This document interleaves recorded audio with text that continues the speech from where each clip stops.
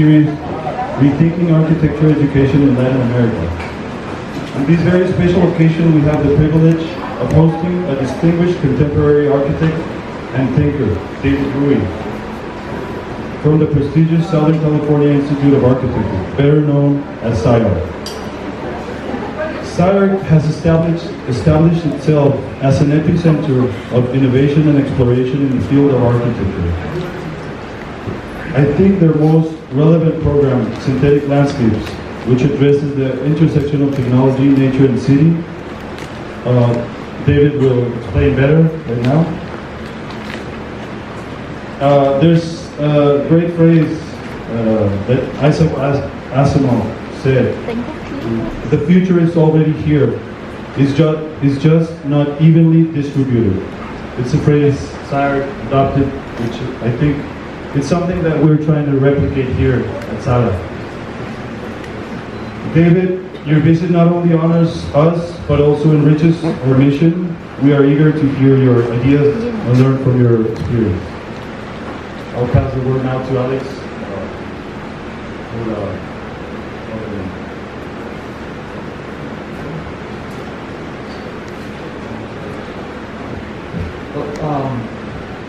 I'll do it in Spanish, so we more like to find our context. Half Spanish, half English. Bienvenidos a SALA'A. Muchas gracias a todos los amigos, colegas y el compromiso de construir una ciudad bajo las ideas. Y la vez pasada, una vez antes tuvimos a Graham por una ayuda y colaboración con Freddy. Y ahora tenemos a David Ruy, que yo siempre lo he seguido su trabajo, lo admiro muchísimo. Es una persona que siempre está pensando en cómo construir la arquitectura, cómo tener mayor inherencia en la arquitectura. Y de ahí tuvimos unas prácticas increíbles sobre YouTube, sobre Graham Harman, que apenas me doy cuenta que él fue al bachillerato con Graham. Fueron en Villas cuál estaba. Él tiene su título de universidad, es de filósofo, después ya hizo la arquitectura, después fue maestro en Colombia y ya es ahorita coordinador de posgrado o director de posgrado de programas de posgrado de SCI-Arc, donde están haciendo cosas muy interesantes que podríamos algunos de nosotros entenderlos como no arquitectura, pero son las arquitecturas que vienen y por eso es muy interesante. And we welcome David and thank you for being here, and also thank you for a beautiful, amazing talk. You guys should give a lecture together sometime, because that would be awesome. Yeah. So thank you, David.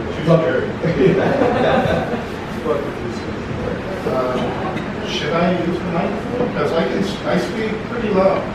Can you guys hear? Yes. Yeah. I can. We're back here. They're saying you should use it. Yeah. So No, use it. Use it. Yeah. use the microphone. Use the microphone, please. Do you have a stand? No, it's okay.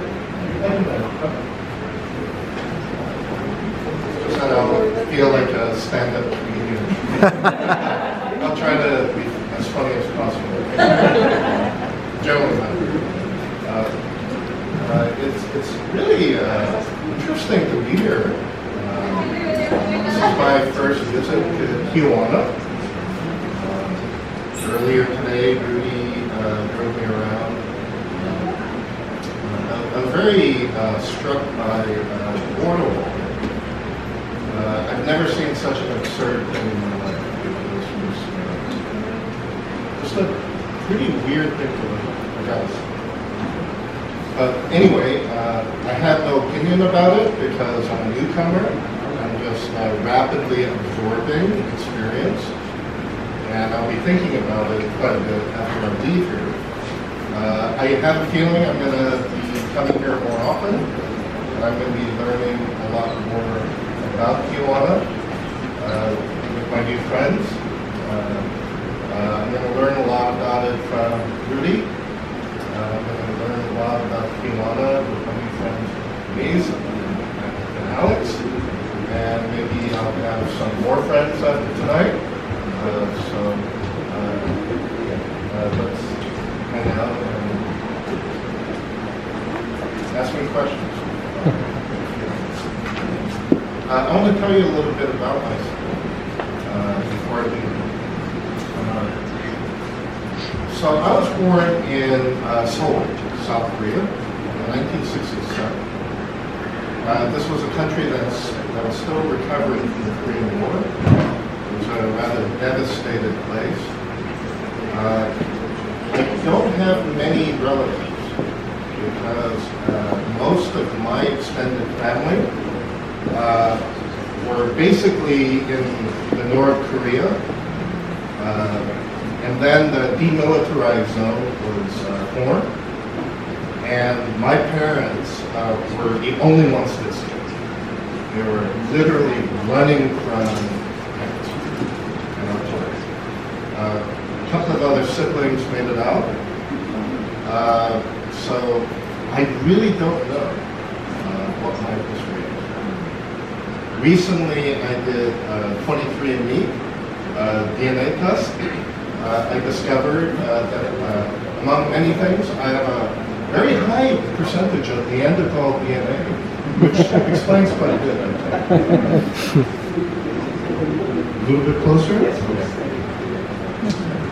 I also discovered something rather odd. Many people have remarked my face doesn't look entirely Korean, so I was always a little curious. Right, what other shit is in there? Let's look at the DNA.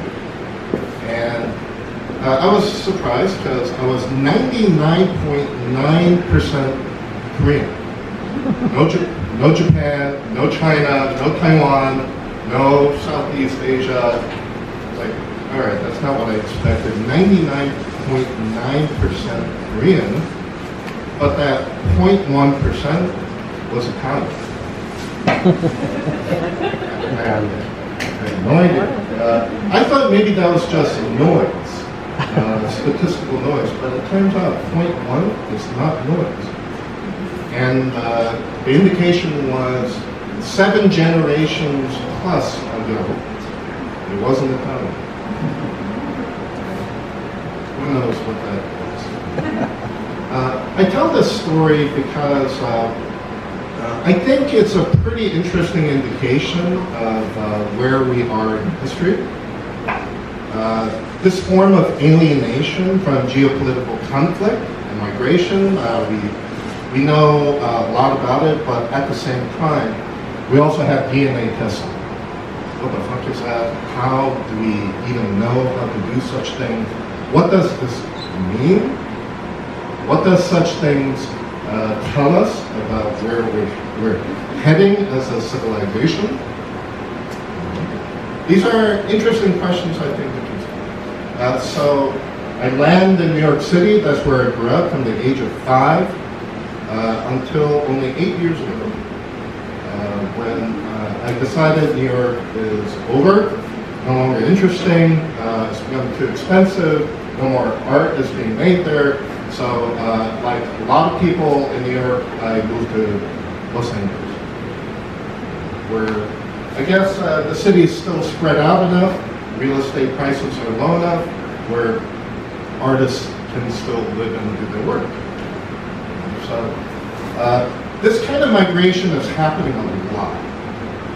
I see similar things happening in the UK. I see it happening in Japan. I see it happening even in China. I see it happening in Germany. We know what this looks like. There's a kind of industrial base that becomes abandoned. Culture moves in with cheap rent, starts doing weird shit, giving almost a kind of baptizing of the neighborhood. It sanctifies that ground somehow. It's no longer undesirable, abandoned debris field of industry, but now it's kind of cool, hip, raw, industrial, artsy place. And then come the coffee shops, then come the cool restaurants, then comes, in many places, you invest in California, it's the tech industry. Then comes luxury housing, then the solar. So this is becoming a kind of playbook everywhere. There is a global pool of money. We refer to this as global capital. We don't know where this money comes from. It seems to be moving around. I've noticed a lot of new construction here that I was very surprised to see. Some very tall buildings that are under construction. And I asked Rudy, so what is that? Who lives there?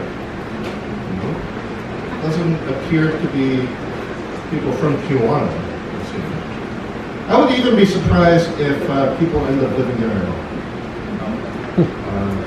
In New York City, at 565 Park Avenue, there's a very unusual building. It is the tallest residential building in the world currently. It's an ultra slender apartment tower. Full floor apartments. The average price of each apartment per floor is approximately $80 million. The penthouse could have been yours when it opened for $280 million US dollars. Before it was even open, it was sold out. I don't know what kind of person buys an $80 million car. I really don't know. The New York Times became curious, so they did some investigation into this. They couldn't find out. There are layers and layers of financial entities behind it. The strangest thing about this building, you can see it for yourself if you've ever visited Manhattan. Go there at night, the lights will be off because no one lives there. It's literally like bars of gold. You're storing capital. There are 12 other buildings like this going on in Manhattan. In London, where there are height limitations, you're getting what's referred to as icebergs, where instead of going up, it drills down.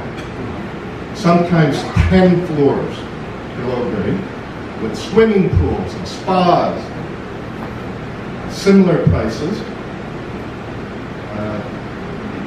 Rarely people living there. A friend of mine who's been researching this zombie urbanism, as he calls it,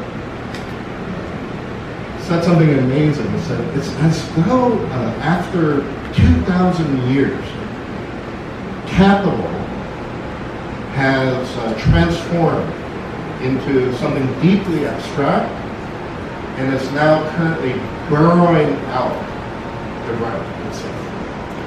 I thought that was kind of a spectacular image.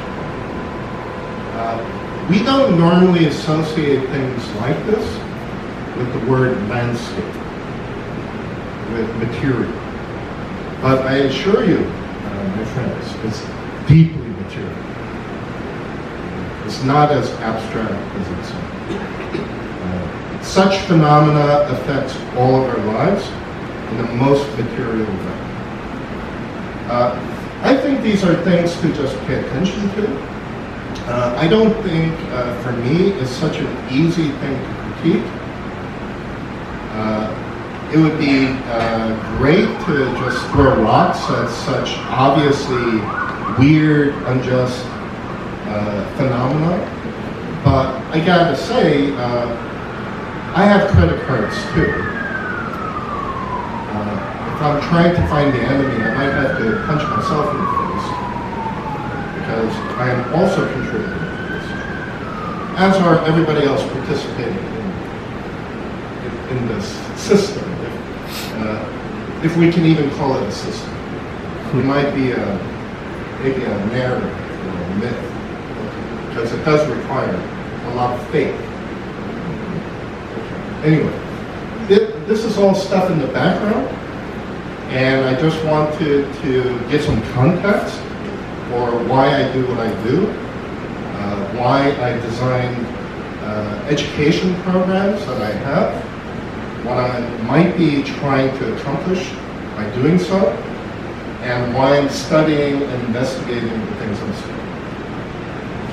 I am certainly not interested in blind participation in a kind of a success Olympics. I don't see what there is to really gain besides more money, aka more debt. So I think there has to be some higher principles by which we're pursuing the future. So that's what I'm going to try to talk to you about. I brought 2 lectures today because after I met Alex and Denise, I already knew Rudy. I realized I might be dealing with a much more expert audience than I realized, and I decided what I was planning on doing was going to be too boring. So I brought something a little bit more hardcore. But I was told there are students here, and there is a kind of theme about education. So I was asked to just quickly give an overview of the programs that I administrate at SCI-Arc. I am the chair of postgraduate programs at SCI-Arc. SCI-Arc's a weird place. It's a school that started in 1973 by people who got sick and tired of the university and decided to go make their own school. It has had a series of ironic problems because you never expect being successful is the way you end up failing. But as the school became very famous and powerful and influential, it started becoming more and more like a university, which gave the people at SCI-Arc a lot of anxiety. Holy shit, are we becoming the very thing we tried to escape? So that's where the school is right now. It's a very powerful, very influential place. There are a lot of eyes on this. However, we do have a spirit of maintaining this kind of memory of why the school started in the first place, as an alternative to the university. Anyway, I called it EDGE. So I was invited to develop a completely new part of SCI-Arc when I arrived 8 years ago. So before that, I taught at Columbia University for 4 years, and I taught at Princeton for a year and a half. Then I went to the University of Pennsylvania for 8 years, then Pratt Institute for another 8 years, where I was promoted to full professor with tenure and promptly resigned it to go to SCI-Arc. I also was an external examiner at the DRL. I don't know if you knew that. I've been a visiting professor at WashU, at Tongji, at the State Hochschule in Germany, at Innsbruck in Austria. So I've seen architecture from a lot of different places. I'm older than I look. I've been in many places. I've seen this word architecture used from many different perspectives. I don't think we know what that word means. I think events like this, or every design review you see happening at school, I think essentially what we're doing is we're trying to figure out what the word architecture means. When students put up their work and it's either being, all right, you're a genius, or this is shit, I think that's a version of this is architecture, that's not architecture, this maybe. So it's a constant public conversation about the meaning of the word. This is what I've concluded after 30 years of teaching and being involved at the best universities in the world. That's my basic, bottom line, simple conclusion of what this is all about. I called it SCI-Arc Edge when I arrived because I was asked to develop entirely new kinds of education programs in architecture. Something that would be a critique of the way architects are educated. That's a pretty crazy thing to be asked to do. And we had to have a name. There are all kinds of stupid names that were proposed, which I didn't like. And I finally chose this one. Because there's a kind of obvious meaning to it, you know, like edge of the known, blah, blah, blah. But it's actually a funny reference to a book I was reading at the time. about Captain Cook's travels around the planet. This is this is an 18th century story. This was the first journey circumnavigating the world for the British, and Captain Cook was a British naval officer. There's a story of how they run aground and the boat is starting to take on water and leaking. They're going to die. Beyond the edge of anything that had been mapped, it turns out what they ran into was the Great Barrier Reef off the coast of Australia. But can you imagine a European hitting the Great Barrier Reef? The Great Barrier Reef is crazy. It must have been like being on Mars. It must have been like another planet. It must have been like you crashed onto the surface of Mars and you're going to die. What are you going to do about it? And it's a delightful story of how they improvise a solution, taking garbage accumulated on the boat, their own excrement, their own shit. They tore their clothes off and they basically fashioned an improvised plug that they threw overboard with a rope, and the water rushing into the broken hull. That plug of excrement and garbage sealed it long enough for them to make temporary repairs, and then they eventually would beach the ship on the coast of Australia and make repairs, and they survived and returned to England. What I loved about this story is it was an absolutely inappropriate type of technique for a proper British naval officer to consider, because it did not matter how to fix it anymore. Nobody was watching you. You're practically on another planet. It doesn't matter what the right way is. You're going to die if you don't fix it. And that's where I got the name Edge.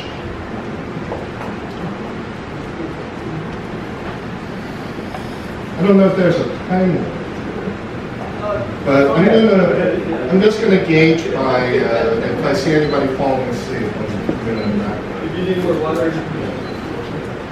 So, this is my standard first slide. My question to you is, you know the answer, but what do these names have in common? So I'll tell you some of these names. Some of these names you know, some you don't. Natasha Case is a graduate of SCI-Arc, and she started an ice cream company. Very interesting ice cream. Benjamin Netanyahu, I think you know. Roger Waters was a guitarist for Pink Floyd. Jimmy Stewart, the old Hollywood actor. Virgil Abloh, the fashion designer. Seal, pop star. Ice Cube, the rapper. Samuel Jackson, you know. Guy who curses a lot. Joseph Kosinski was the director of the remake of Top Gun. He's a big Hollywood director. Courtney Cox from Friends. Tom Ford, the fashion designer. George Takei. Most of you are young, but George Takei played Sulu in the original Star Trek TV series. Art Garfunkel from Simon and Garfunkel, and Weird Al Yankovic, who wrote those funny pop parody songs. Okay. The answer is, these are all people that went to architecture school. So, normally we would think of people like this as, okay, they went to architecture school, but then they decided to go do something else. But I think the more radical question might be, well, maybe they never stopped doing that. Is that possible? So this is my big question. What can an architect do? Now, I don't think we need to be utterly radical about it and say they're all architects, but maybe we're being a little bit too narrow-minded in general about what the word architecture, what the word architect actually means. I think given what's happening on planet Earth in the 21st century, with everything that's happening, like I mentioned, I think it's suicidal for architecture to become narrower, more limited, do less. I think it would be smart to consider getting a little broader, including more, and have more opportunity, more influence, a more complex conversation about what we do. I think I would suggest that it would be a good idea to think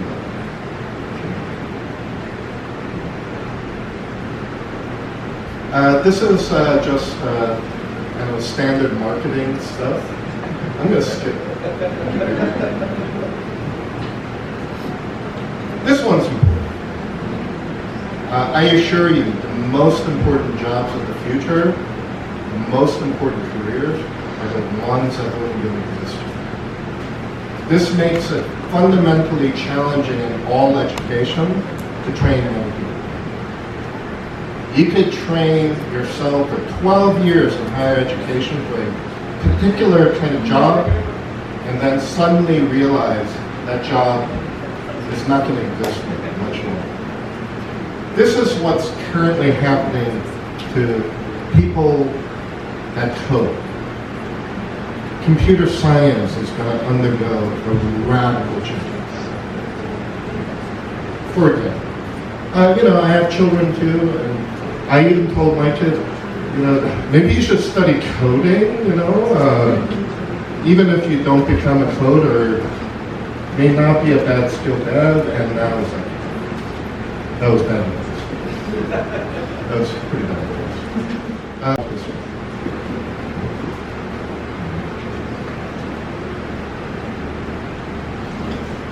So the programs were designed to address four things. What might be new architectural careers, anticipating the future, but not in a sci-fi way, but in a clever Machiavellian.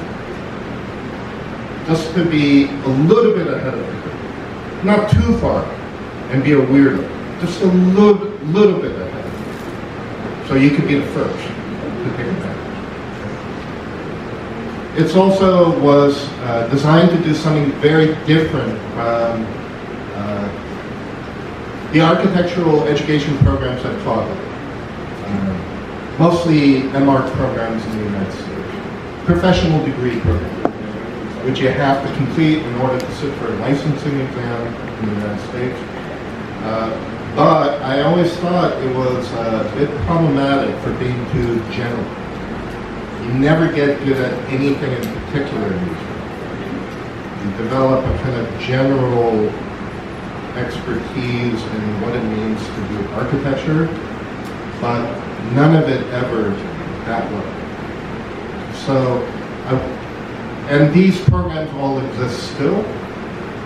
Okay, we're going to develop advanced programs for, all right, after you've done that and you feel the need to specialize, which you will feel the need to do as soon as you hit the job market for a couple of years, you'll immediately discover, holy fuck, I'm just like everybody else. I have no bargaining power.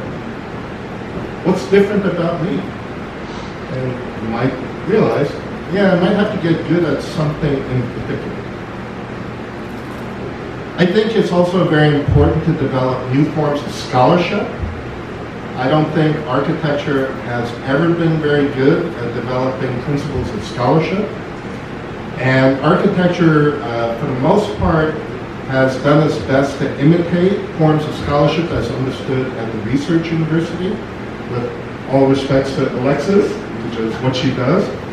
But in the humanities and the creative professions, there really is no evidence-based practice. Or if it does gear itself to that, I think it becomes very problematic. For example, if you go to a doctor and the doctor tells you, I'm going to try some very creative new surgery on you that's never been done before, I think you should leave and find a new doctor. Okay? when you go to something like a doctor, I think you should expect a best practice that's been well evidenced and proven to work well.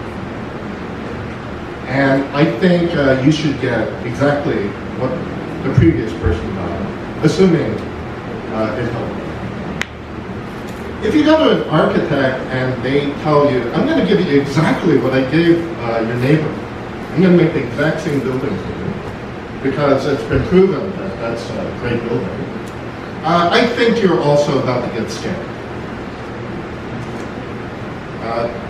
This is maybe an unfair story, but my only point is I don't think what we do in the creative disciplines is an evidence-based practice. In fact, our creativity reinforces and makes possible this really beautiful fiction that places are different from other places. I think that's a fiction, but I think it's a beautiful fiction that brings meaning to civilization. And we don't do that through evidence.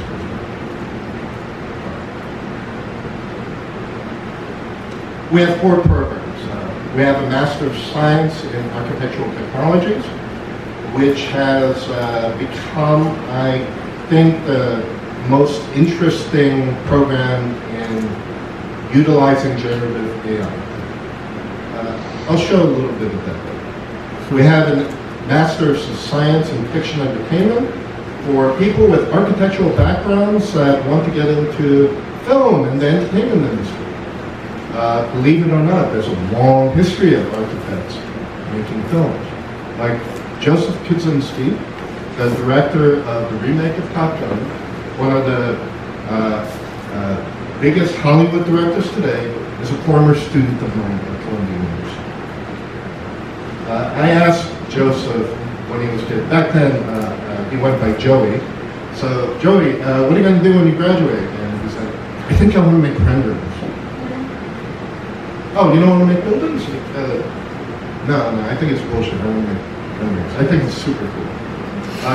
So after he graduated, he started a rendering company. And he became the go-to person for making architectural renderings to all the stars in New York.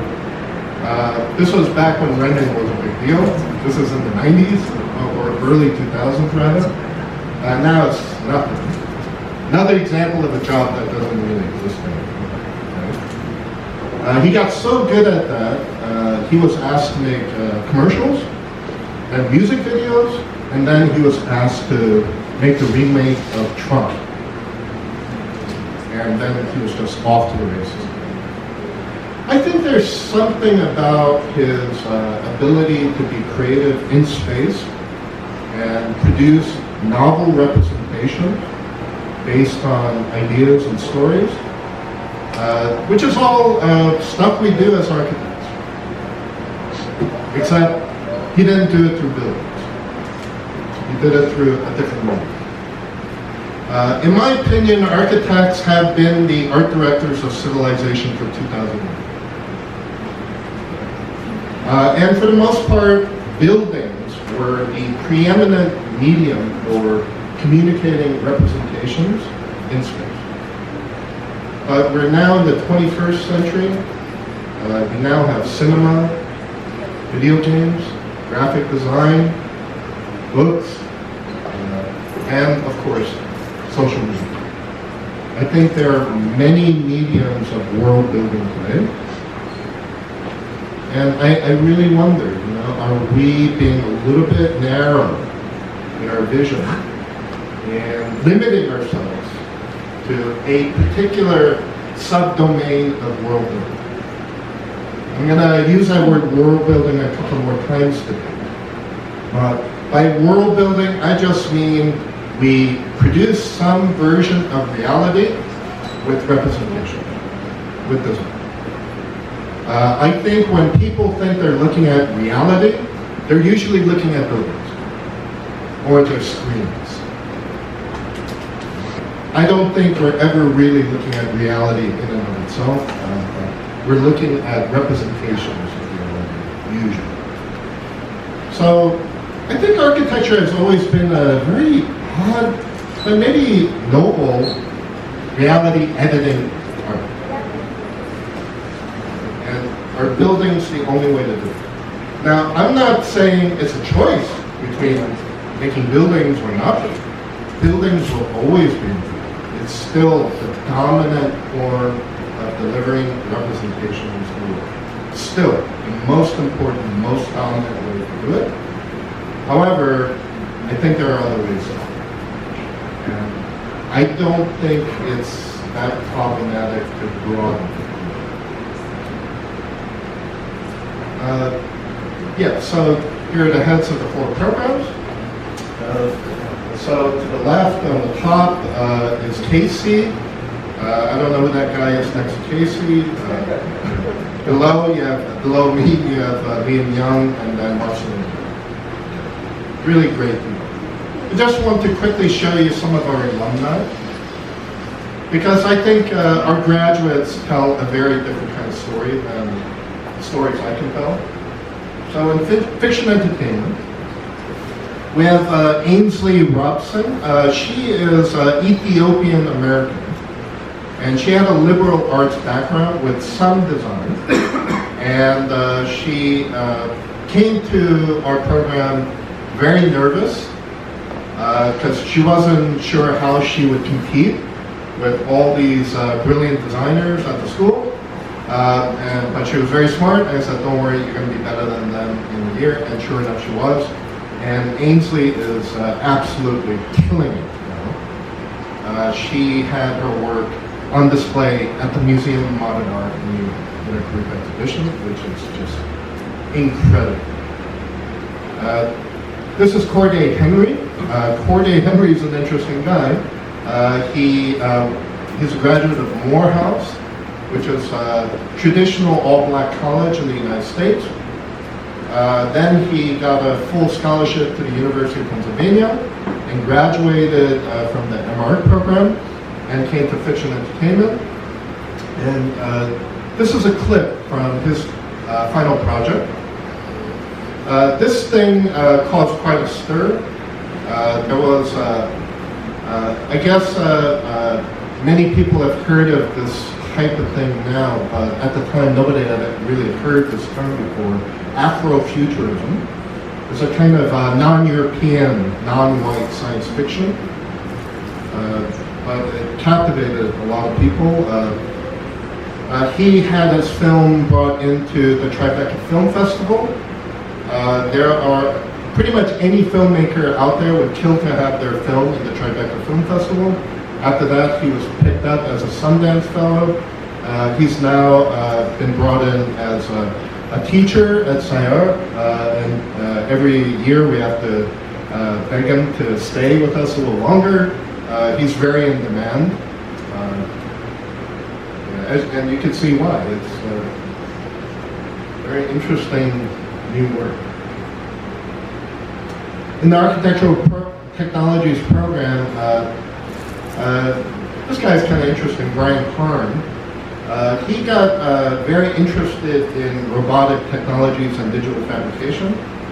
And he did this project as a student. This was almost 10 years ago, where through a 6-axis robot, an ultraviolet light would be traveling through photosensitive resin in this tank and would selectively harden parts of it. So it was a very interesting, innovative way of 3D printing, I guess that's one way to call it. After that, he got a job, kind of a dream job, in the innovation lab at Samsung America, where all day long he just plays with their beta products. Everything from phones to satellite dishes to interfaces, and he runs a team, gets paid really well to do it too. So he's among many examples of, so what? Do you think Brian is somebody who left architecture to go work at Samsung? I would like to think, and he also would like to insist he's still doing architecture.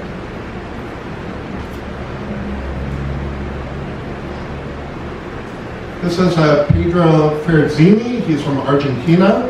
He was a very traditional Latin American architect. For him, if it's not a building, it's not architecture when he arrived. My God, he was such a pain in the ass when he first arrived. I had to argue with him every day. Eventually I said, dude, you came here. We didn't go to you. You came to us. Maybe you should give it a try. And he did loosen up.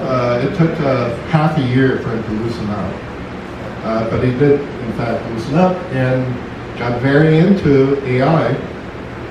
And with things he learned with us, yeah, he still makes buildings. He does interesting work. But he just became dean 2 years ago of the National University of Argentina, Rosario, which was a gigantic school there. He's now the dean, the youngest dean ever. Why? Because he knew what this AI shit was all about. And it was very exciting for him. This is Senkai Lintner. She is a very interesting Burmese, Swedish person, and she was one of the first students at SCI-Arc to do experiments with artificial intelligence. Her project is still something that's talked about. Incredible work she did. She's now the thesis advisor at Rensselaer Polytechnic. The program I teach in, synthetic landscapes, is the most difficult program to explain. I have to tell everybody, almost in the first conversation, this is not a landscape architecture program. Right? This is not about trees. This is not about sustainability. There's nothing wrong with sustainability, I suppose, but I gotta say it's not enough. And maybe when you hear the word sustainable practice, I encourage you to ask, what exactly are we sustaining? Our way of life, I suppose. So I think if you want the longer view of what might be necessary ecologically, I think maybe it's time to think about the survival of all things, not just us. Or even worse, some demographics of us. That is, the wealthy get to continue living a certain way, whereas everybody else drowns in rising waters, so on and so forth. I seriously question what we really mean by green practice. I've done a lot of research in this, so I know some funny stories about the history of sustainable practice, green technologies, and what we call the ecological. It's a bit of a racket, I gotta say. Did you know this LEED certification process is an invention of the United States Green Building Council, which was started by the head of marketing at the Carrier air conditioning company. Why would the head of marketing for Carrier air conditioning company start an organization for certifying green buildings? I'm not even going to answer that because it's a little bit too obvious. In Los Angeles, we have these blue bins where we put our plastics to go get recycled. Did you know you cannot recycle polymers? It's just not plausible. It takes incredible amounts of energy to melt it down a second time. And after that's done, the polymers have already degraded to be recast. So what do we do when these blue bins arrive at the sorting facility? They shred it and then prepare it. That's what we call recycling. Did you know the blue bins in California, can you imagine how difficult it would be to incorporate a new kind of trash can colored blue for recycling plastic all across California? That's a major undertaking, right? By the way, the bin is made out of plastic. I always thought that was quite hilarious, you know, that the container for recycling plastic is plastic. But anyway, That was the result of tremendous activism and investment by Exxon.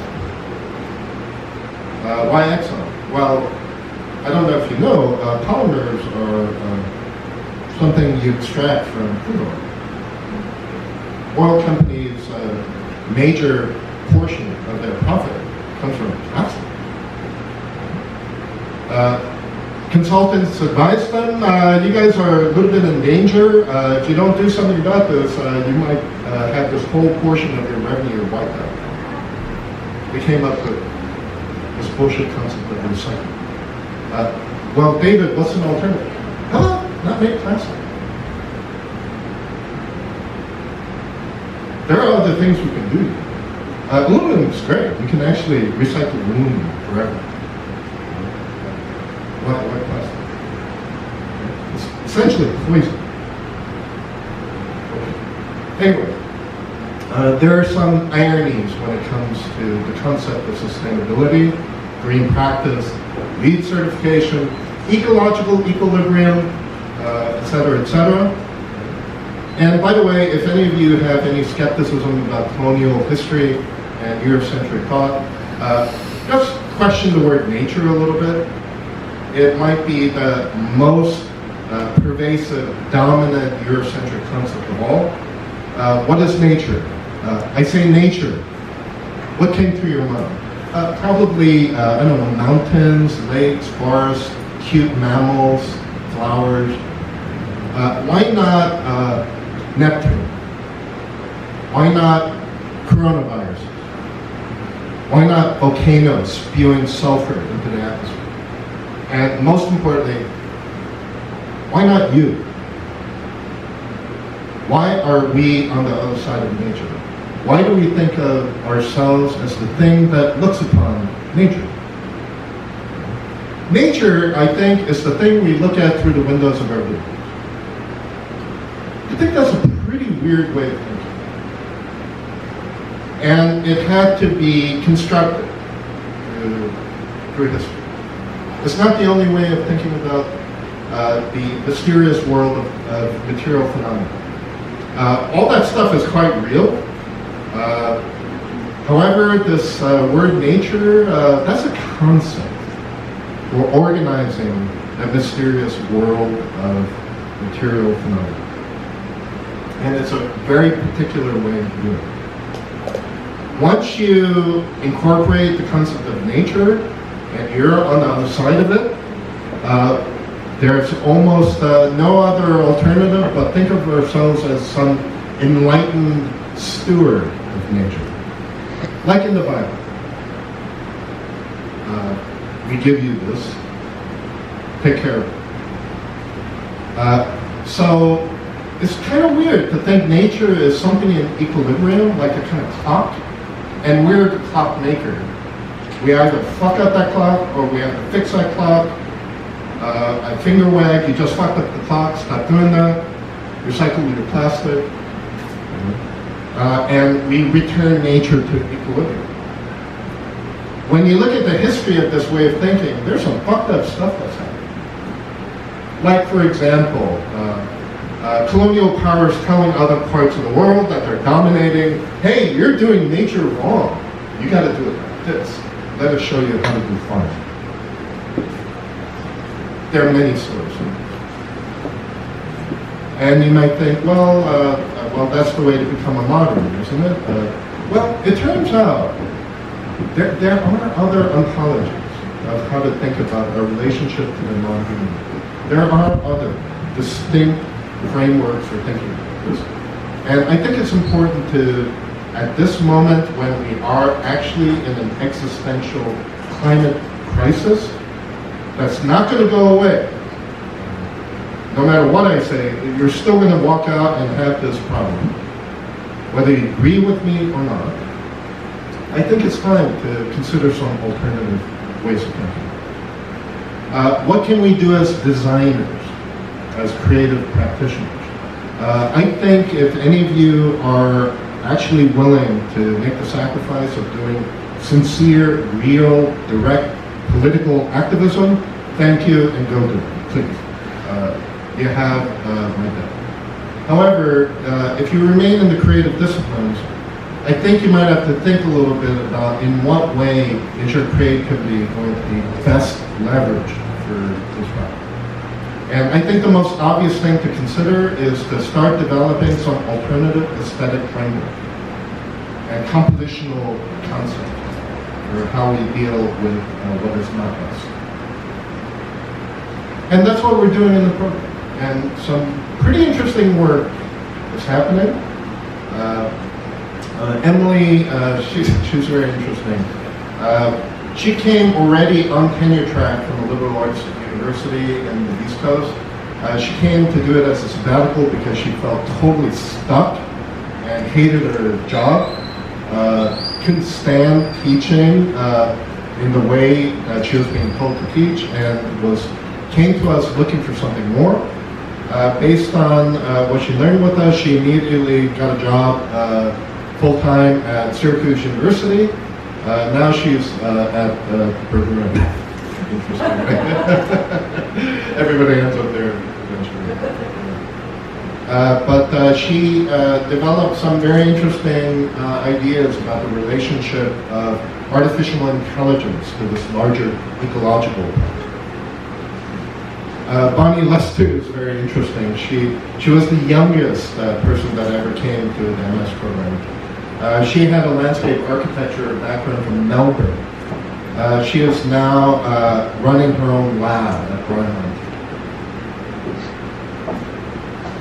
This is Mark Kendall. He's a fine artist, has no interest in architectural practice. He came to us because he was trying to develop ideas for a large-scale installation work he was trying to produce, and he felt intellectually stuck. It seems that we've stuck him a little bit, and he's preparing for a group exhibition where his installation will be installed at the National Gallery in Washington, D.C. Kazuki Masaki came to us from the University of Tokyo. He's now happily working for Mark Foster Gage, doing straight up architectural design. I want to show you a little bit his first semester project. This isn't even his final project. But it's become a bit emblematic of some of our goals. What he is doing is he's training generative adversarial network in 3 classifications, one with a set of Japanese toys, another with car engines, and another one with urban aerial photographs. And he developed kind of odd AI collages. I don't know if that's the appropriate word. And then he spent a lot of time developing in 3D. But I don't even know if this makes sense, but it definitely produced new work. And we're all kind of staring. I've never seen a design review so quiet before. That's hard. People are just staring at it. We don't know what to say. Just what the hell is this?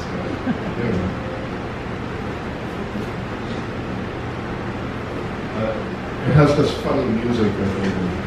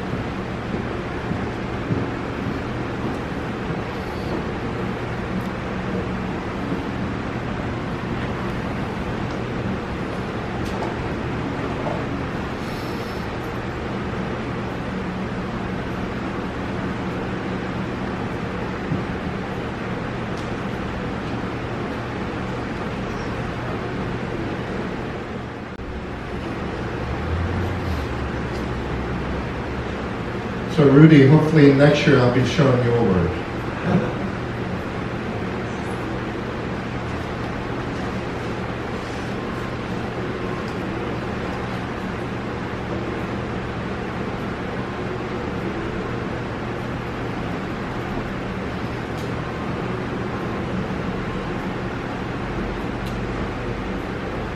It's okay if we don't know what the work that's being done in the program, if we don't know what it is yet. It's important to try things, and it's okay to fail too.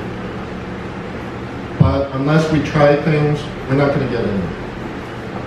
So the spirit of experiment is maybe the word experiment used in a different sense from science. To confirm knowledge, but maybe gambling is a better word. You put some money down, you take a calculated risk. It's not a random risk. It's sloppy. You use all the intelligence you have, all the knowledge and experience you have, and you make a smart bet. But you have to make a bet.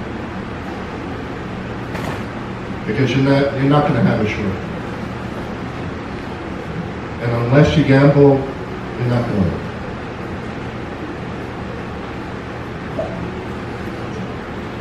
The last program is the program that I designed because I looked at my own career and how I myself developed, and I always thought of myself a little bit as a weirdo. I had a weird career, and then I realized it wasn't that weird.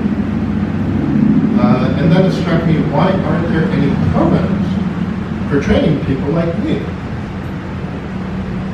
So I tried to distill everything that I learned over 30 years of teaching and try to save young people some time so they don't have to do some stupid, serving a master for 10 years and randomly being exploited and develop a more rational professional program for doing something like studio instruction as a career.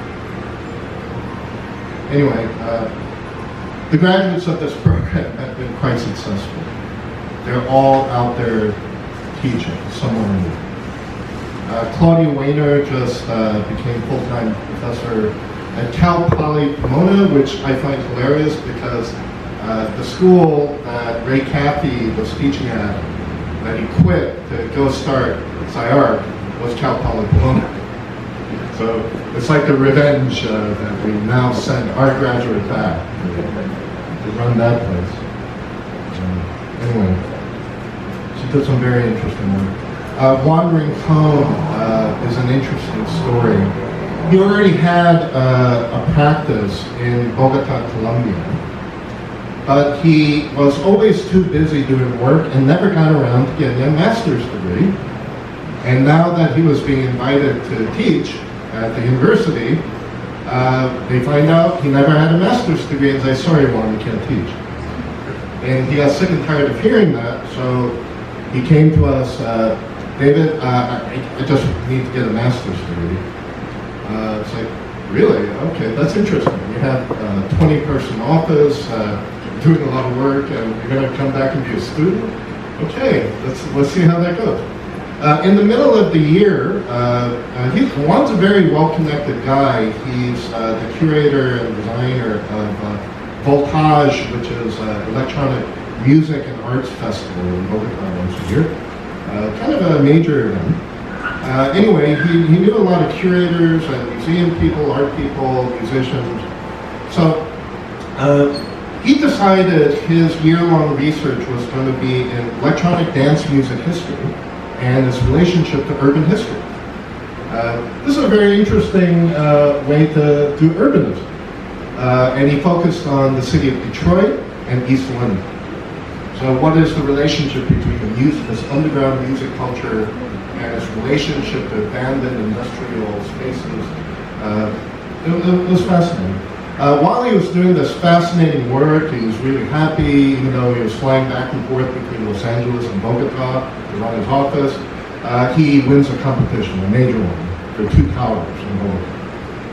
And I told him, David, I'm really sorry, but I think I have to withdraw from the program. Like, this is my big chance, and I can't fuck this up. I was like, oh, what a shame. We had a talk. I think, one, this was your last chance to get a master, but I understand the problem. But he did something unexpected. He decided to stay. He hired some more people, worked even harder, and did both. And ended up graduating, and then something really incredible happened in his last semester. One of his friends from that would come to Voltage every year was the director of the Saatchi Gallery in London. A really cool lady, Philly. And she went, Juan, what are you doing? What are you doing in this program? And Juan showed him, oh, wow, that's awesome. I'm also really into electronic dance music and found it fascinating. And then proposed to him, hey, why don't we do a show at Saatchi with your research? And in 2 months, they put on an exhibition at Saatchi London where 1 million people attended. It is just incredible success. So this is what he presented as his final project at SCI-Arc. Yeah, I curated a show at the Saatchi, and here's the catalog. Holy fuck. Everybody was speechless. That doesn't happen every day, but I gotta say that was just an absolutely incredible success. And this is the principle of the programs I run. I want it to be closely connected with what's happening in the world. I don't want to keep repeating the same content over and over. Like a professor, well, here's my curriculum. It's been figured out. We're going to keep doing it. You're going to learn it.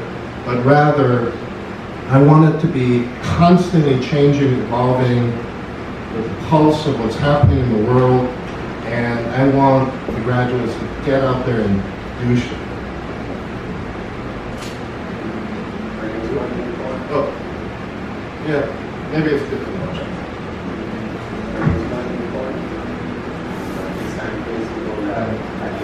I'm afraid you probably can't hear it, but it's on the SCI-Arc YouTube, and you can watch it. My curriculum background is my architectural practice in about 5 years ago. For the textile factory, in the process of making the product copy from the city and the client is doing art show. So in a way, the practice blended into a total practice, architectural practice, and that led us to design and produce and organize an art fair. And has been ongoing for 7 years in Portugal and even in Mexico. And prior to that art fair, I hope to create a new image of the practice. My most recent exhibition I created is called Street Party Late Today at the Saatchi Gallery in London. And in part of the preparation, I co-created this exhibition with Stevie Adams, the director of the gallery, and Ruy Klein. So in this exhibition, we included a broad range of artists and musicians, artists from Conrad Shawcross, Tom Hunter. We had Ian Young as part of the exhibition. I had musicians like Seth Foster as part of the show. I had for some years now the idea of realizing music and understanding music as an architectural practice. When I joined the theorist program, I used the space to speculate around this idea, further develop this idea from an architectural lens, from an academic lens, and in this sense to confront it with other architects, with other academics, and so on. I've been quite interested in a while in research and studying the post-industrial landscape. I've been insisting on the thesis of the post-industrial landscape that was one of the main cultural incubators for the past 50 years. So So in that sense, I got the architectural lens, I got the importance of the industrial landscape too. It seemed very interesting. But at the same time, I look to the relationship of the show. My office involved design to layout and design of the show. I guess in that sense, I got an architectural filter both to the narrative of the show, but at the same time to the layout of the show. But I think during the show was very much in a similar path in designing an architectural project. It requires a little more speculation, it requires a little more research, and in the same sense, it requires a level of coordination between different actors. That's probably enough. I just want to remind, Juan has a pretty substantial building practice in both. This is not either or. It's building plus. And I think he's a great example of some of the principles that I'm trying to support. To not get too narrow and insular about practice and profession, but to recognize as architects we're capable of a lot. We should do all of it. Claim more territory. I know I've been talking for an hour, and I haven't even gotten to the weird one I brought. How's everybody feeling? Should I stop here? No. All right. I'll give a very quick version. This is for you. Thank you so Sorry. much. I really appreciate it. Okay. You haven't even touched it. Yeah. So, I think I'm going to give you just a 5-10 minute version of this one. Okay. Last night, Alex and I were talking a lot about the problem of form and formalism. This is something I continue to find very interesting about the design cultures of Latin America, particularly in Mexico. There's an affinity for aesthetics and design, while at the same time preoccupation with tectonics and mastery, which I think Mexican architects could maybe relax a little bit about. I think it's a little bit over the top sometimes. But nonetheless, there is an affinity and sensitivity to effects that I think is kind of interesting. In the United States, I think it's becoming overly conceptual and political recently. It's a more difficult argument for me to make in the United States. What I'm about to say. I want to show you a couple of magazine clippings from the New Yorker, which I found very interesting. This was during the last presidential election. Pete Buttigieg was one of the Democrat candidates, and this was just commentary about his political style. And I thought this was an absolutely hilarious sentence. When you watch Pete Buttigieg long enough, and you notice that he uses abstraction as an escape hatch, as a way to kind of move the conversation somewhere. But abstraction, that's a word we know. Okay? As architects, we do abstraction every day. Okay? All right? Is this a funny use of the word abstraction, or more interestingly, is the writer using abstraction in the exact same way we use it? And why is he using the word abstraction to talk about a political strategy of a presidential candidate? Here's another one I found. Neil Gorsuch is one of the Supreme Court justices, right-wing. He's a textualist, so he's in the tradition of Antonin Scalia, the constitutionalist. Okay? It says, Justice Gorsuch is a formalist. Really? I'm a formalist. Like, I never thought Neil Gorsuch was like me. Who is committed to the interpretive tools of originalism, which looks to the meaning of the Constitution when it was adopted, and textualism, which focused on statutory wording. Okay, what this means is, this is an interesting phenomena in United States jurisprudence. Okay? You have the Democrats, or the left, that has been criticized for legislating from the bench, meaning using the court to pass what should happen in Congress as laws, right? Then, so like stretching the meaning of the Constitution, or at times entirely ignoring the Constitution to put forward interpretations based on what they think would be good for America. This is what the left, okay, like Ruth Bader Ginsburg.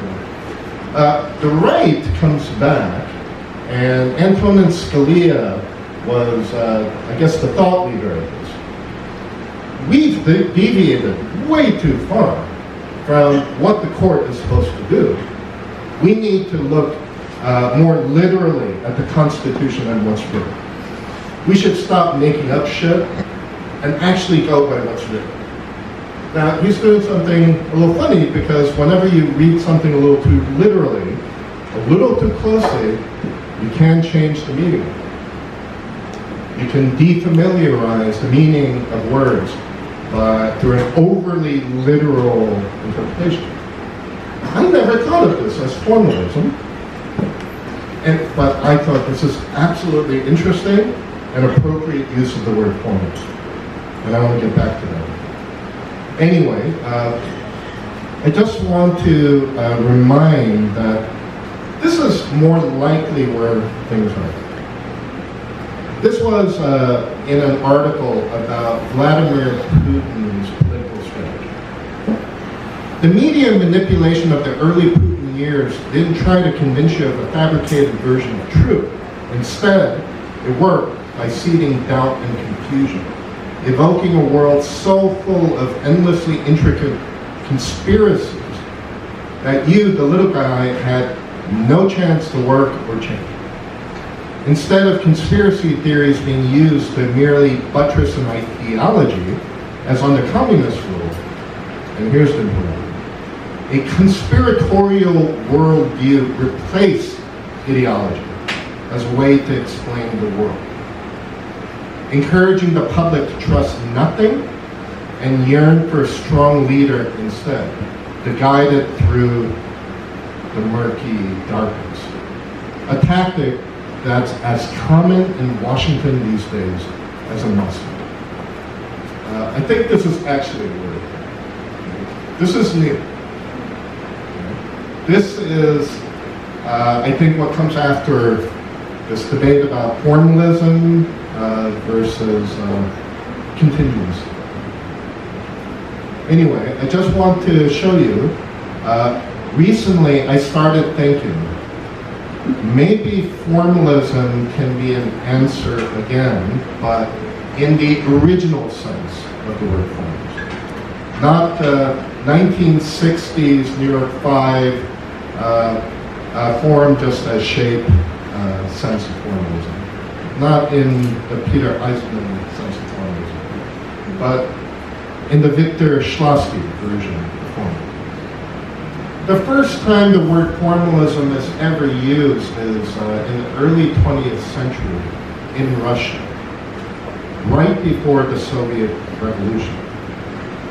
This is what's known as Russian formalism, and it's a literary theory. It's a theory about how to read.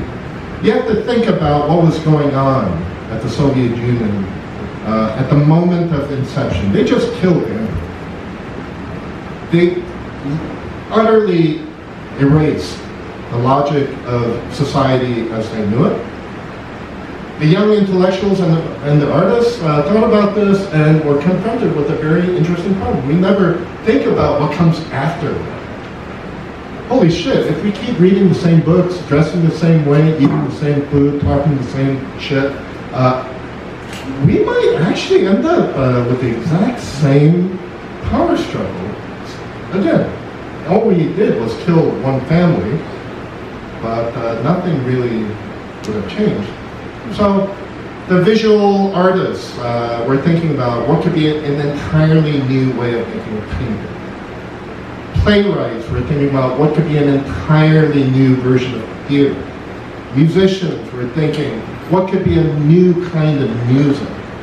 Throw away the symphony, throw away the sonnet, throw away the novel. We need a new version of all of it. And this is the era where we first see abstraction in the visual.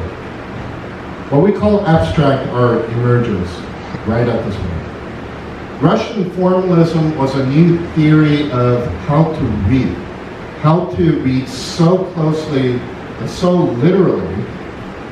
A new possibility of meaning emerges from the estrangement of literature through what Victor Shklovsky called defamiliarization of those words.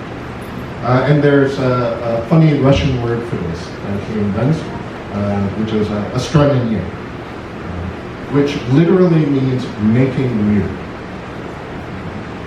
Victor Shklovsky writes in Art as Technique, which I consider one of the most important essays on modernism. He writes, habitualization devours works, clothes, furniture, one's wife, and the fear of war. He's talking about getting in a rut. Everything's become too normal. You become too used to everything. And you don't see anything because of your habits. If the whole complex lives of many people go on unconsciously, then such lives are if they had never been. And art exists that one may recover the sensation of life. It's art that wakes you up. Art's what makes you feel alive again. Art is the thing that makes the world look unfamiliar one more time. The purpose of art is to impart the sensation of things as they are perceived and not as they are known. The technique of art is to make objects unfamiliar, to make forms difficult, to increase the difficulty and length of perception, because the process of perception is an aesthetic and in itself and must be prolonged. This I find incredibly exciting as a way of thinking about being a formalist. It is through being a formalist that everything that has become all too normal, all too familiar, becomes weird again. And in that unfamiliarity, in that weirdness, is a political opportunity for a new society. Shklovsky gives as a great example this short story by Leo Tolstoy. It's written in a very strange way. There are descriptions of screams, blood running in the street, weird jumbled language, and sometime in the middle of the story you realize what you're reading is the perceptions of a horse that's watching public whipping, which was quite normal in Moscow. So you're seeing it from the viewpoint of a horse, so the horse doesn't understand what public capital punishment is, which has become all too normal and everyday in the streets of Moscow. And Shklovsky is pointing out in that defamiliarization of this common occurrence, you begin to notice how fucked up that act is through the eyes of it. And Shklovsky thinks this is the pinnacle of what art can do. And this is the political agency of art, as according to Shklovsky. I find that very interesting. Kazimir Malevich was a friend of Victor Shklovsky. And this very famous masterpiece of 20th century abstraction. And you may not know when you first see it. What the fuck is this black square? I don't get it. Well, it was an attempt to defamiliarize the visual culture of Moscow. This is a very complex story throughout the 20th century. After this kind of heroic period of abstraction and the birth of modern art in Moscow, you get, after the rise of Stalin in 1934, what was the problem that Stalin had with abstraction and Shklovsky? Stalin basically makes abstract art illegal in Russia. Many playwrights, poets, musicians, Viktor Shklovsky himself were executed or sent to the Gulag. It was banned as a form of art. Why? Because he realized it works. And it threatens him too. He didn't want his own ideology dehumanized. So in its place, he incorporated a new state art that's now referred to as socialist realism. At the Communist Party Congress in 1934, 4 criteria is set as obligations for artists. The new state art had to be 1, proletarian, art relevant to the workers and understandable to the workers. 2, typical, scenes of everyday life of people. 3, realistic in a representational sense, no more abstraction. And 4, partisan, supportive of the ideological aims of the state and the Communist Party. This is overtly politicized art. Ironically, where did Stalin get the idea? Europeans, including Joseph Goebbels of the Nazi Party and Stalin, were very intrigued by the work under Franklin Delano Roosevelt's New Deal campaign.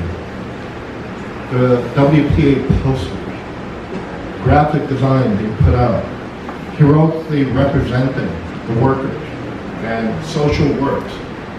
Now, you may think, socially activist design work is pretty cool and necessary, and I don't blame you given what's going on in the world, but please learn a little bit about the history of realism in the 20th century and how such uses of art was ultimately used as tools of maintaining a status quo of power.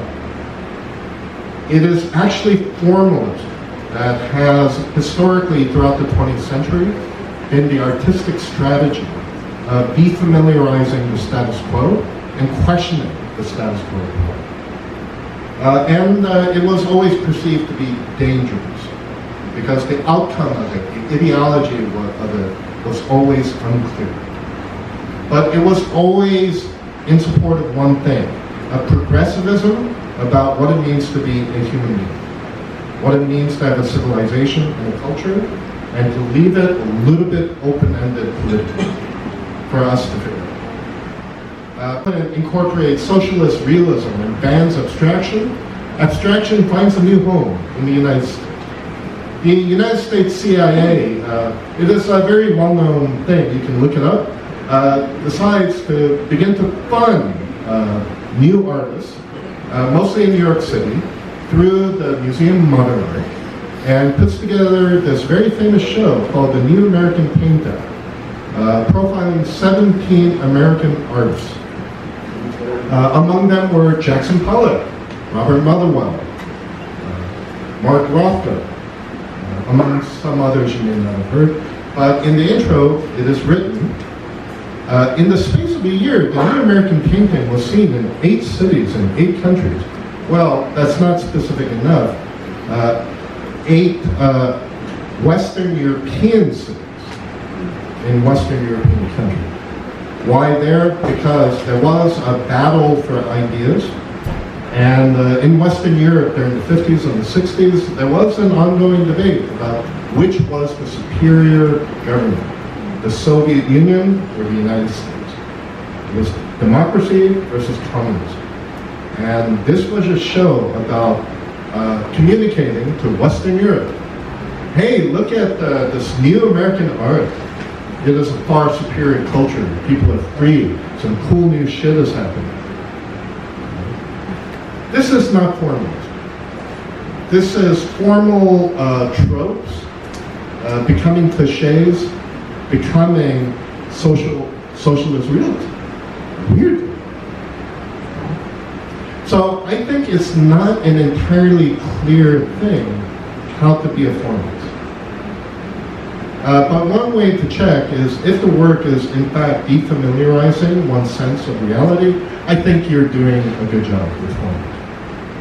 If the thing that's being presented to you as abstraction is rather becoming commodified and reinforcing certain known cliches of what it means to be a citizen of the modern world or some bullshit like that, I think you can safely say that's actually not format. Something that might look like it, but in fact isn't. I just want to remind you, I'm not unfamiliar with architectural building history. I spend the majority of the time looking at the disciplinary history. I just want to show you this. Do any of you know what this building is? This is Le Corbusier's first building. He was 25 years old. This was done in 1912. You're probably more familiar with this one. This is the pavilion of L'Esprit Nouveau, the New Spirit. This is 1925. He's 38. 25-year-old, 38-year-old. And of course you know this one. He's 48 in 1938. Can you imagine what it was like to see this in 1931? It's not a masterpiece. It's not history. It's a, what the fuck is that? When you say, what is that? In fact, it's from an architect that did this. I mean, it looks like a house. I know what this is. What is that? Is that architecture? So it's a little bit ironic, later on we point to things like this, that's architecture. Originally, it was a pretty fucked up, weird thing. Highly defamiliarizing, destabilizing your sense of what's real and what reality is. There's an incredible gamble. To then keep repeating the Salon, I don't think works. I'll never forget walking down the halls of a university architecture school in Paris. In an incredibly long hallway, ungodly long hallway, there must have been 300 foam core models of Villa Savoye on the floor. I found it utterly horrifying. Because to keep repeating it as some perfect methodology for guaranteeing success, this is how you be a modern, is an utter bastardization of the spirit of such work when it was first done. So if you're going to do the Villa Savoye for now, it better not look like Villa Savoye.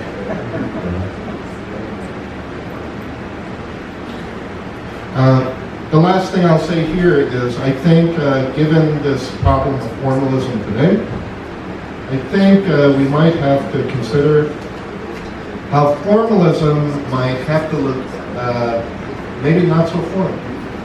Maybe it needs to be a little bit sneaky. Maybe it has to sneak up on you. Rhine River actually looks like this. This is a very odd piece of reverse collage, maybe. It's a kind of removal, manipulation and removal of elements. It's literally an abstraction, reduction. But it doesn't look like one when you first look at it. So I don't know exactly how this plays out in maybe building design practices in general, but there are some indications of strategies, and usually in the fine arts things start happening first because after all it's just an image and it's a lot quicker to make than a building. But I think the takeaway message is I think formalism, abstraction is more relevant than ever, and for political reasons. And I think we have to find weird ways of it, unexpected, sneaky ways. Okay. but that was just for you.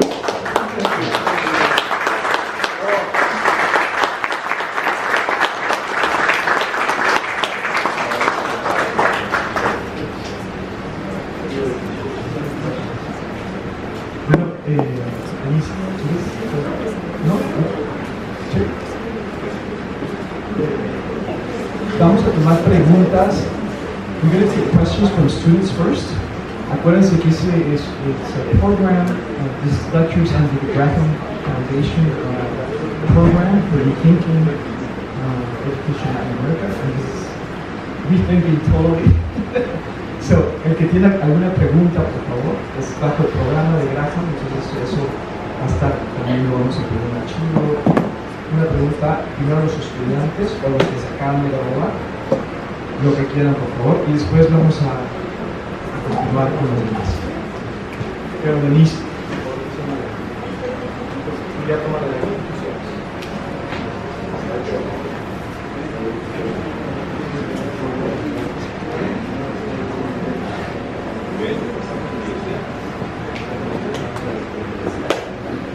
¿Tú tienes una pregunta? Javi, ¿tienes una pregunta? Se me hace que sí. No te miedo. Esta es su oportunidad. Aquí viene el shot. We have to work them up. Dale, Javi, pregunta. Chavas, ustedes quieren hablar por 2 horas y preguntar un montón de cosas. Ahorita pregunten. Aquí tienen a David. Ándale, por favor. Esto es para ustedes.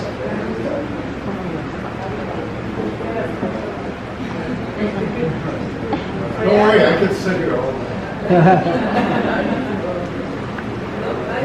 Chavas, hay Carlos Chavos que están acá atrás, no se hagan los escondidos.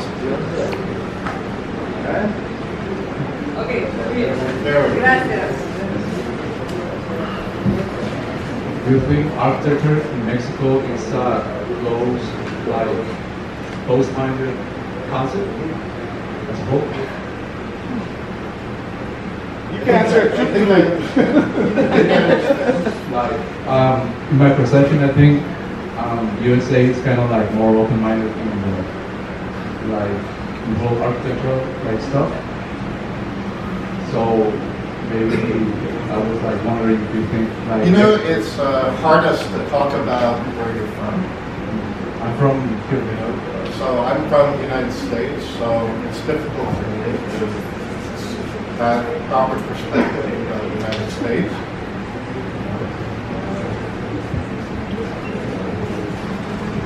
You know, it's like what's said about fish.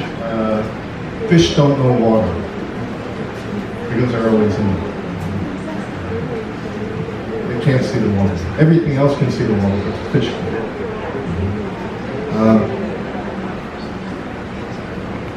I think I'm just going to be honest. You know, this is what I told my friends earlier at lunch. I was shocked when I first visited Mexico City. I guess in some ways I expected more free attitude architecture, and I was really surprised that it was more narrow and more conservative than even in the United States. I was really surprised. And as I got to know that world, I started becoming aware of a very fucked up separation in Mexico between Mexico City elites in culture and everywhere else where there's a lot of talented people trying to do shit. Yeah, and in Mexico City, there's this kind of core that's very close. It reminds me of what New York City was like. It reminded me of what New York City was like in the 70s and the 80s, where there was a very closed power structure with Philip Johnson and the Museum of Modern Art and wealthy people in the Hamptons. Eastern Long Island, and yeah, they controlled shit. And if you didn't play their game, you didn't play. So I think this is an interesting challenge, I think, for architecture. But I think it seems to mirror a lot of other problems in this space. There's very concentrated power and wealth. But the good news is I think there's a lot of talent here. So I would like to help, if I can. I didn't like them.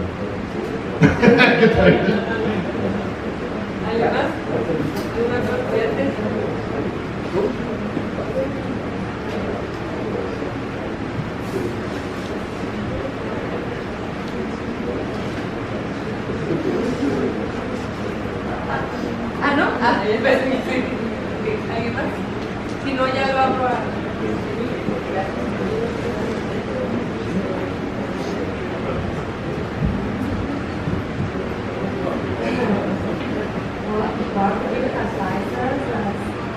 I don't know, young people that feel segregated. Habla un poquito más alto. That's a I heard you. I don't know if we still need the microphone.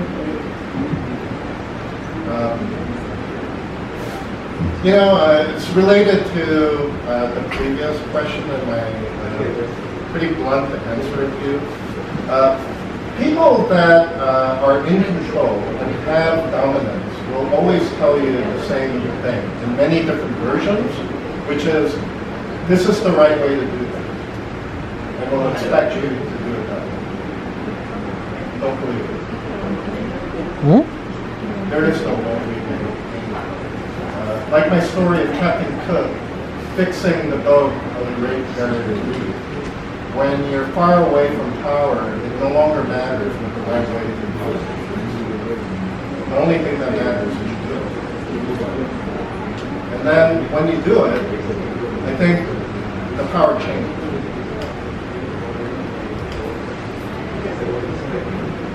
So you do have to prove it.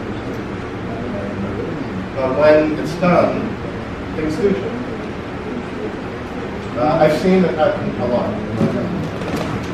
I've seen power shift based on what's been done. So if you expect to get to a better place just by following orders, I think you're mistaken. I think you're being promised. It's not going to work. I think you do have a good chance, and you do want a bigger piece of that world. I think you're going to have to. But the good news is there are friendly people out there that will help you. They're out there.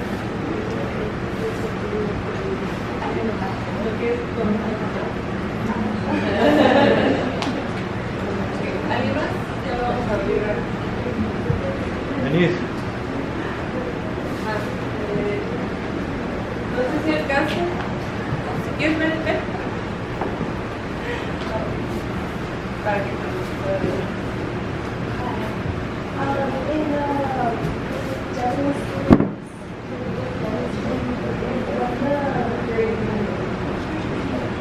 What? Yeah, that's an interesting question. Can you repeat the question? Yeah, that project I showed of a Japanese student in the synthetic landscape program, Kazuki Masachi, that produced these weird landscapes. What was the theory behind it? It is a rather weird expectation that has been developed in schools of architecture during the modernist period. So specifically modernist pedagogy, that you first have conception and then you design. It's not uncommon for teachers in modernist legacy schools to beat up students insisting on articulating what is the concept, what is the intention, what is the theory. It's all the same, it's just words. But the idea is you state it, it's rational, it's provable, there's evidence to that effect, and now you can use it. Not before. This is a horrible misunderstanding of modernism, I gotta say. Like, as somebody that worked for French modernists in their first job, it was not. Working for French modernists in Paris, I gotta say, it was one of the weirdest experiences I've ever had. They're nuts. They're irrational. It's aesthetic. And it's beautiful. They want the future. Forever. Every day they want the future. It's totally irrational. However, when the concept of modernism crossed the ocean, something weird happens. It is said that all the political ideologies of modernism were left behind, and the only thing that crossed the ocean were the shapes, design language. So you had that, and then at Ivy League universities after World War II, there was a very concerted attempt to have an evidence-based professional practice. Some of my colleagues that are teachers, I have a feeling they're going to ask me questions about this later, right? But I did do a deep dive into what is the history of the Architecture Review, the public jury. 1945 at GSD. That's when the first one happened. It's very interesting. And it was done for a very specific reason. So, my answer to you is, I tell my students, fuck theory. I don't care about your theory, I don't care about your concept. I want you to show me things. Make things and show it to me. Once you show me some things that are in your head, your imagination, then we're going to have a lot of fun talking about how we're going to theorize. I'm very interested in theorizing the work that's been done. I'm not interested in making work as extensions of theory, because it doesn't work. But we all dream. I know we all have an imagination, because when you go to sleep, you have dreams. I wonder about where the hell did these images come from? One time, I played a piece of music in my dreams that I was not capable of playing when I was awake. And it really made me crazy, because that's my brain. Which means, in my brain, I have the ability to do it. Why can't I access that when I'm awake? I find that to be the strangest thing. Maybe it takes a lot of training and discipline to unlock that, but the images are already there. I think it's really important, and I tell the students in design theory pedagogy, or anybody who has the intention of becoming a teacher of architecture, stop insisting on a methodology of producing design from conception, from language. Access this capacity all Homo sapiens have for making representations and images. Lean into that, become comfortable with that, and then all that historical learning, all that theory learning, all the philosophy learning, then becomes very useful for positioning the things from your imagination in the public sphere. I really insist you have to post-rationalize. And post-rationalize is really not such a bad thing, because what we're actually trying to do is figure out a way to talk about images that are immanent in our imagination, which is a very subtle, complex word. It takes a lot of sophistication to find strong ways of talking about images. It takes a lot of education. I'm sorry that I'm not giving you the answer I think you were No, it's hoping to okay. get. No, But it's good. honestly, no theory. There's theory afterwards, so we'll say all kinds of things about it. Vamos a abrir al resto del público alguna pregunta.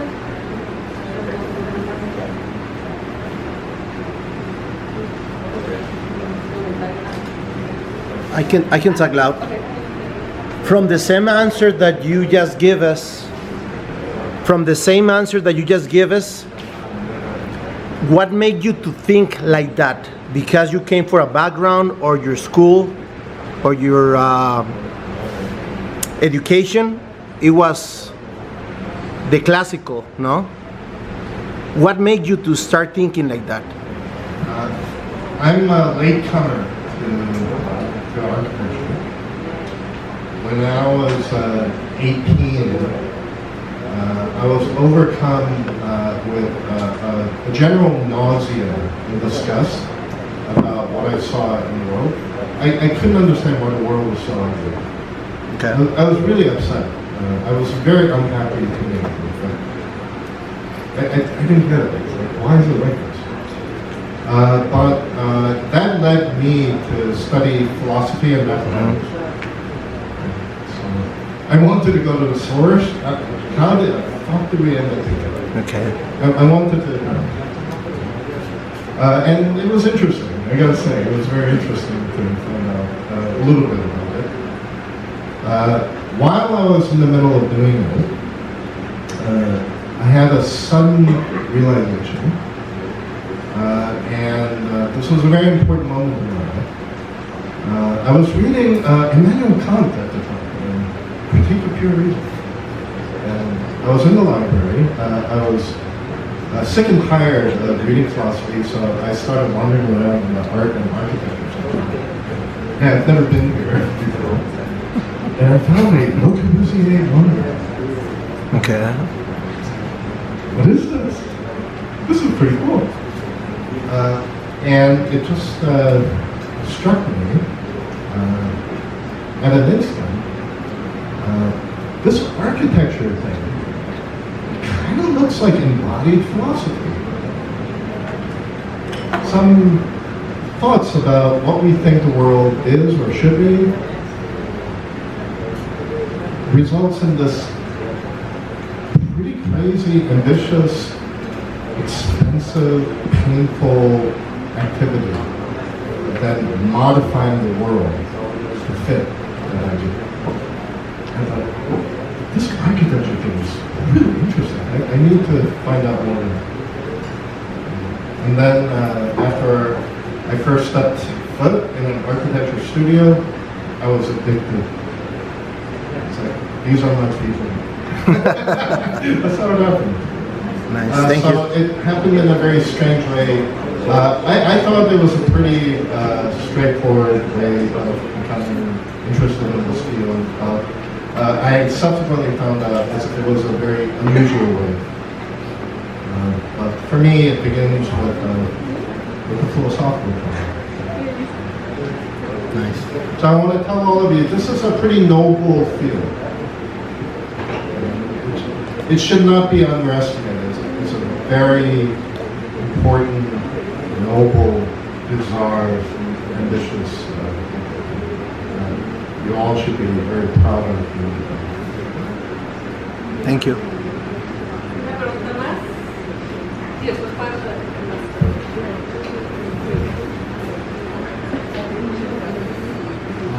Well, thank you for this fascinating talk. I have a couple of questions. The first one is if you can talk a little bit more about the synthetic part of synthetic landscape. What is exactly? If it has a relationship with the analytic landscape as an opposition, or what exactly is that? The second question is if you can talk a little bit more about the relationship between formalism and abstraction.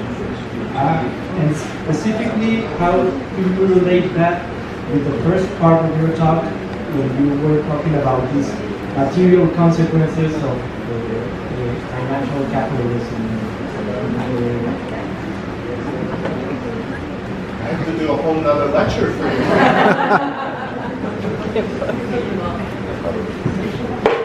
You're a philosopher. El filósofo. Nice to meet you.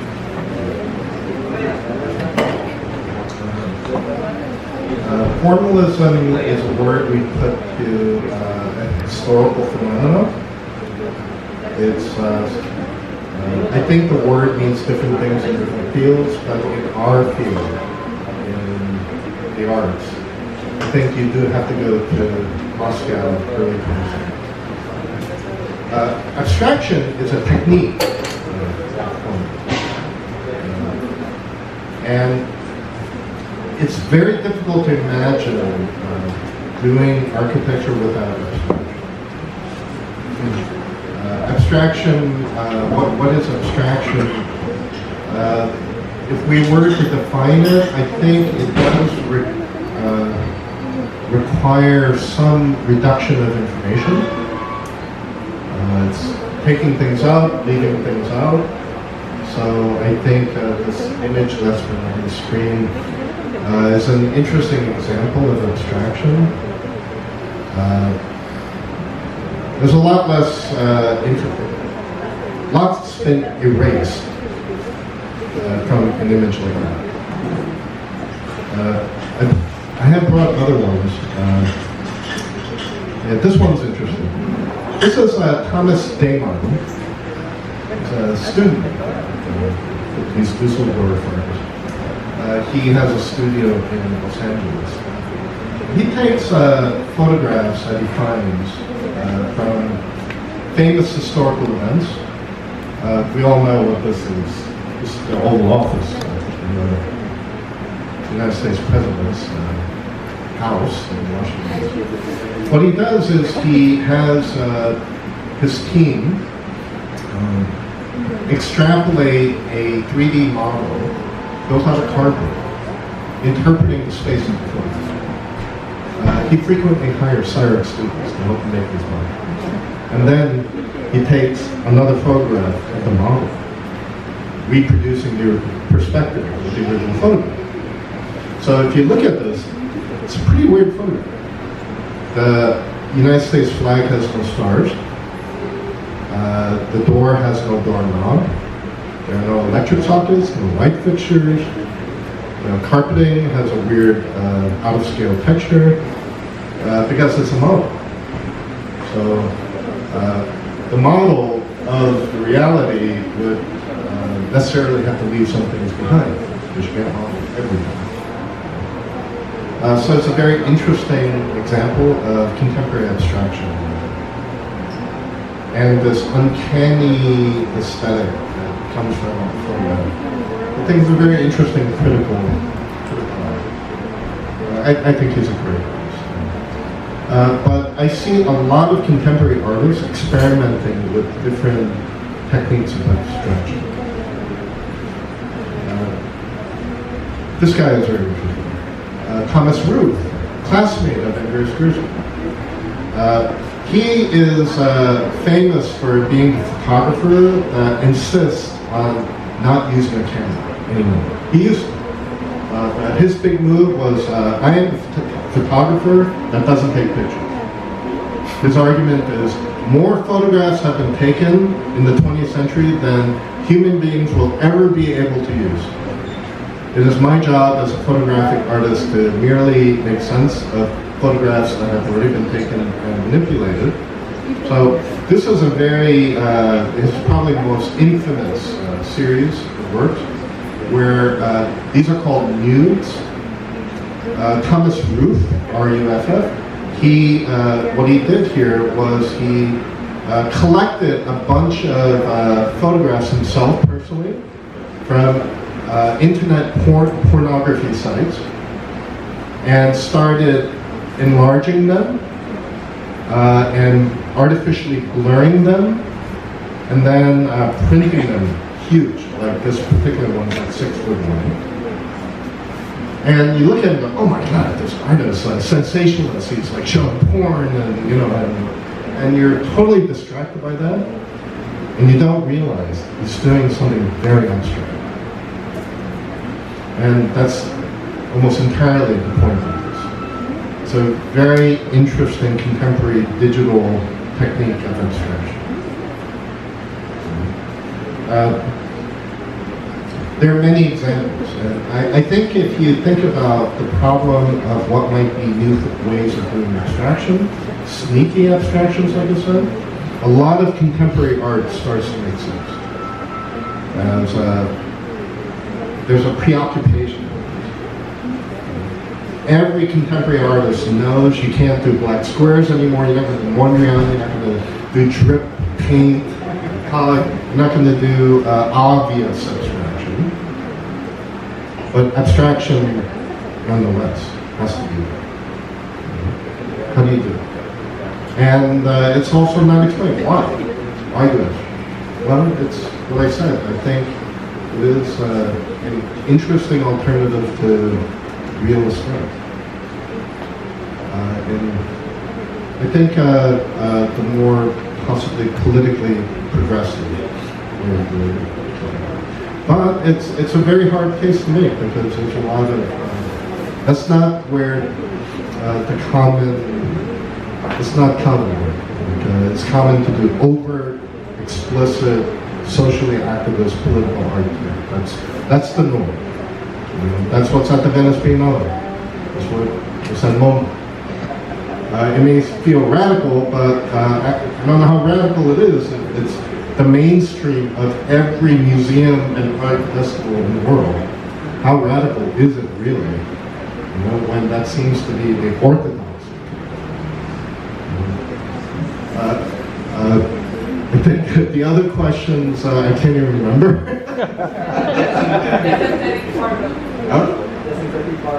Oh yeah. Yes, synthetic and analytic reason, yes, of course. But it wasn't so much a reference to that, but maybe a more common use of the term of saying synthetic sugar or synthetic oil, like Rudy put in his car today. It's a word that I think is an interesting combo of human-made artifacts and in collaboration with the material world that could treat the human and the non-human as a hybrid. And to say synthetic landscapes, the joke is it's everything. Everything is a synthetic landscape. There is nothing that is not a synthetic landscape that we know of, because it's us that's doing the looking and the making. So it's not about landscape versus building versus infrastructure, urban plan. Isn't it weird how all of these things are separate things, separate disciplines? You know? This is a program for considering all of it. Why don't we have a design discipline for considering all of it? So that's what the word is, actually.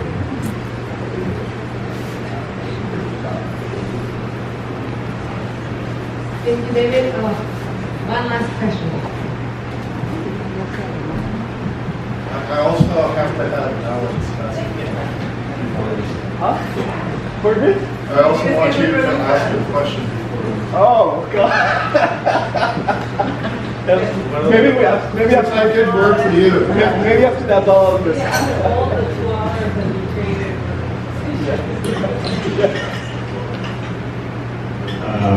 Hi, my name is Javier. And first, I really want to thank you. I'm very, very grateful because I'm a person in my context. I've been struggling a lot because architecture in our education programs is so strict. Just buildings and just plans. I'm trying day by day so hard to get out of the box, to explore everything, and I want to be an architect, and I don't want to make architecture in a classical way. I don't want to make buildings, I don't want to make interiors. And this was very, I don't know, it was weird to see what can I achieve as an architect, doing everything like film or all the things that I saw. So I'm very grateful for that. And as I say, I'm really struggling to, because it was shocking to see these works that I was seeing with the needs and knowledge, like abstraction, formalism, or Russian formalism. These are words that I can't understand yet, and I'm still processing this whole lecture. But if there's one word in particular that I really love, because I love landscaping architecture. And when I tell my friends that I want to do landscaping, they say, "Oh, you want to do everything like trees, plants, and green." And I said, "No. For me, landscaping is everything that is like between the buildings, everything that is not a building itself." So, as the title of this was Synthetic Landscapes, I want to ask you, because you're the coordinator of the program, for you, what is landscape or landscaping architecture?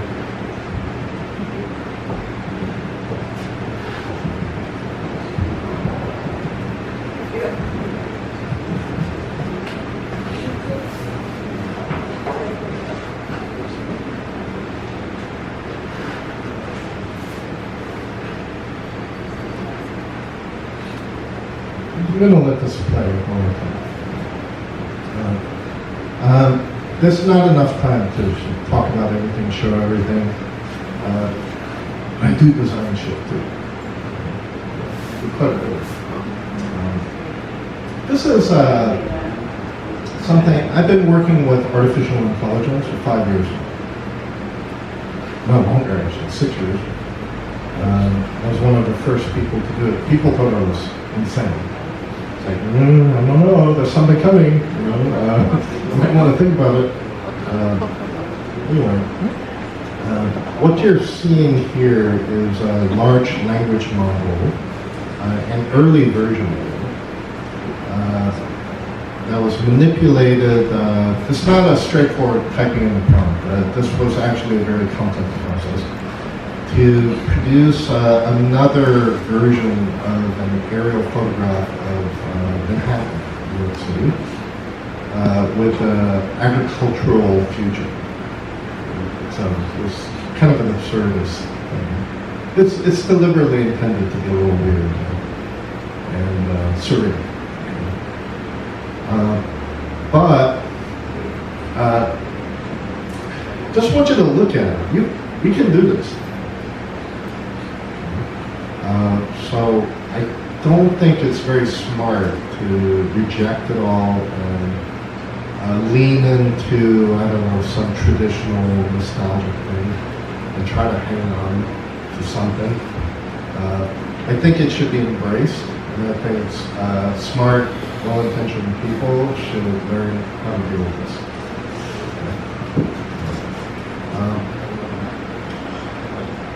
I think it's very important to learn your craft. So you might be at a stage where you're learning your instrument or learning how to read music, to use a music analogy. I think it's important to get a solid, legit training. And just know that's not the end. That's just the beginning. It's not music. One day you will have to make music. But also, you don't want to be some asshole that's trying to make music and you don't really know how to play an instrument. So, maybe be patient and learn how you're doing what you're doing. Do it well and take it seriously. When I was your age, I took my training very seriously, and that's come to be very important, because I was never that musician that struggled to read music. It was just not an issue, and it was time to move. I'm glad I was a good student with that. So don't be too skeptical too soon. There's probably pretty good reasons for why your teachers are telling you what to do. But if your teachers are also telling you that's all there is, then they're full of shit. Okay? That's not all there is. That's just training. Something comes after the training.